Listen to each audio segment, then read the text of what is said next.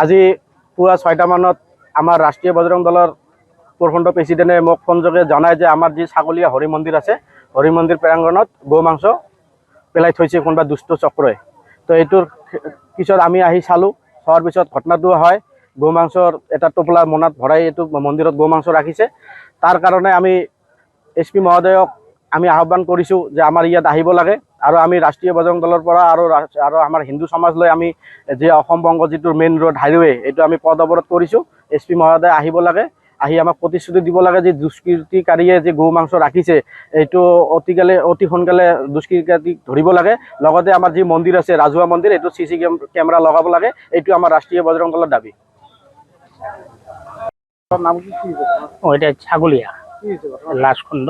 হ্যাঁ, আমাদের যে মন্দির, সেই মন্দিরের মধ্যে রাত্রে গোমাংস হয় না রেখে দিয়েছে। এই খবর কিরকম পেলেন?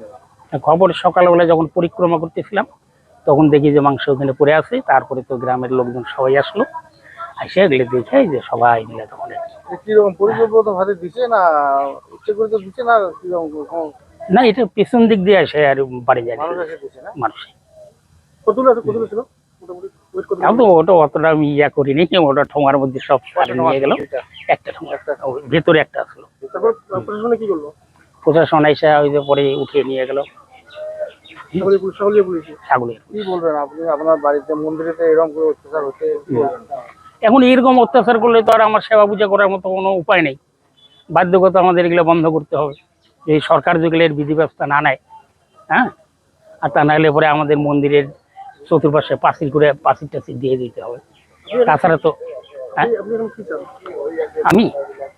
আমি এই মন্দিরে যদি পাঁচিলটা হয়ে যায় সুন্দরভাবে, তাহলে হয়তো সম্ভব আমার সেবা পূজা করা।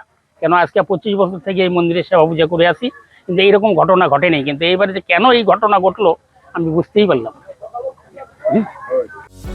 যিকোনো খবৰৰ বাবে যোগাযোগ কৰক আমাৰ এই নম্বৰত 9181 307 2221।